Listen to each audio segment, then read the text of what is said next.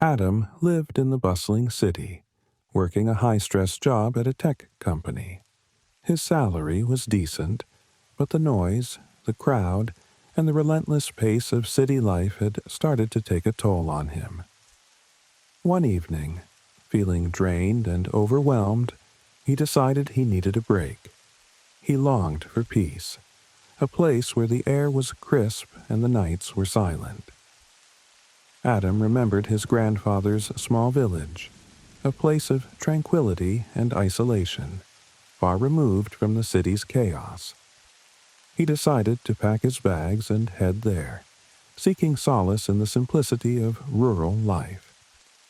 Adam's grandfather's house was situated right next to a hill that, according to local lore, nobody visited.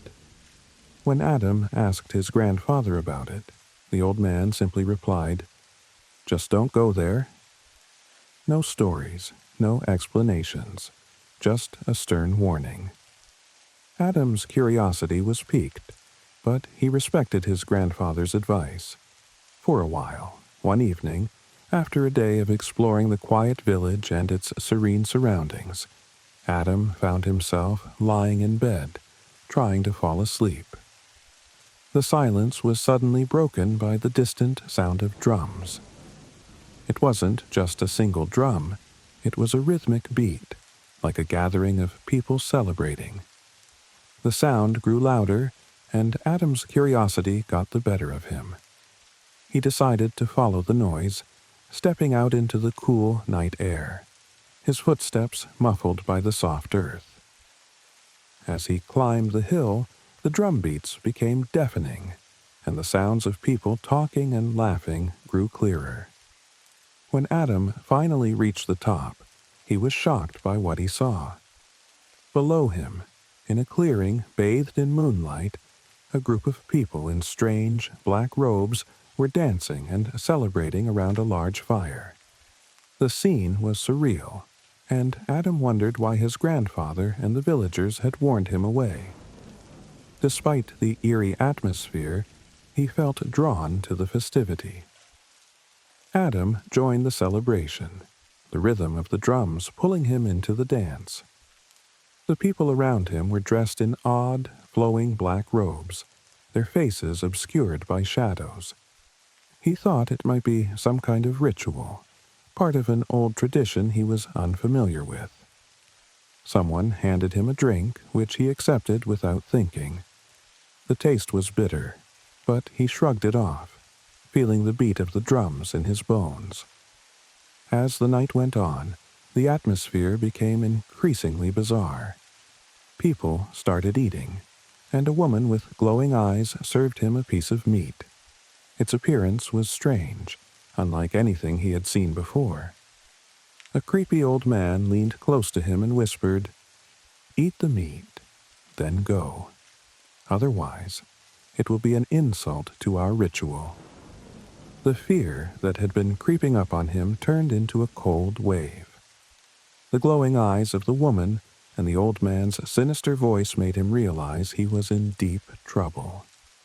His head was spinning, and he almost fainted from the overwhelming dread.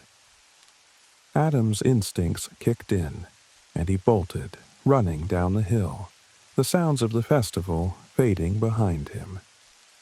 He reached his grandfather's house panting and shaking, and collapsed into bed. The next morning, his grandfather, noticing Adam's disheveled appearance and the scent of the night's adventure, asked him where he had been.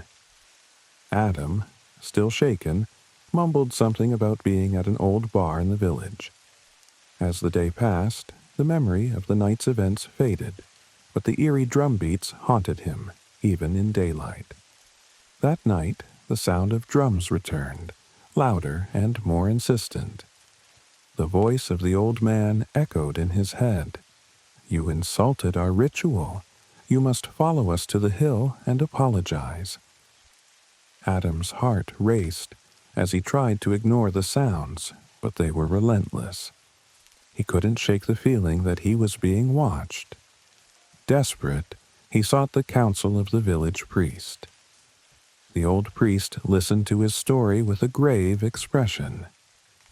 "What you encountered are devil worshippers," the priest said solemnly. "They will come for you every night to take you to the hill." He handed Adam a small vial of holy water. "Keep this with you at all times. It will protect you." That night, the sounds returned, louder and more terrifying. Adam, now clutching the holy water, tried to ignore the voices, but the fear was overwhelming. The old man's voice pierced the silence, and the dread was too much to bear. He leaped out of bed, shouting incoherently, running through the village like a madman. "I have to go to the top of the hill," he screamed, his voice echoing through the quiet streets. The villagers, too afraid to step outside, watched him in horror as he ran, a figure of madness and desperation.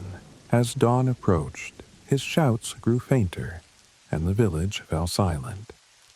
Adam's grandfather, confused and terrified, found his grandson's room empty, the bed disheveled as if he had been torn from sleep by some unseen force.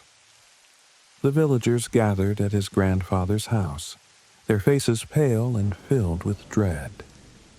Adam's grandfather, his eyes filled with sorrow, could only shake his head, the mystery of the hill's darkness deepening with each passing moment. Adam was never seen again. The village remained silent about the events of that night, the hill's dark secret buried with him. To this day, the hill stands silent, a place where shadows linger and the echoes of the drums can still be heard on moonlit nights. The villagers speak of the hill only in whispers, and the legend of Adam's disappearance has become a cautionary tale, a reminder of the darkness that lies just beyond the edge of the village. Now, second story. Marcus had always been drawn to the whispers of lost treasures and ancient secrets, and tonight the pull was stronger than ever. Guided by a tattered map, acquired from a mysterious old merchant, he found himself in a dense forest, digging feverishly into the soft earth. The forest was dense and silent, the air thick with an unsettling calm. After hours of toil, his shovel struck something solid. His heart raced as he cleared away the dirt, revealing an ancient stone door covered in eerie carvings and faded runes. With a mixture of excitement and trepidation, Marcus pried the door open. A narrow staircase descended into darkness. Lighting his torch, he cautiously made his way down, the air growing colder with each step. At the bottom, he entered a grand chamber, the walls adorned with faded murals depicting scenes of grandeur and decay. The oppressive silence and the chill in the air wrapped around him like a shroud. In the center of the room lay an ornate sarcophagus. His breath caught in his throat as he approached it, the allure of the treasure overwhelming his sense of caution. With trembling hands, he pushed the lid aside, revealing the skeletal remains of a queen, adorned with a hoard of glittering jewels and gold. Her empty eye sockets seemed to stare into his soul. As he reached for a jewel-encrusted necklace, a chilling sensation washed over him. The air grew thick, and the temperature plummeted. His torch flickered and went out, plunging him into darkness.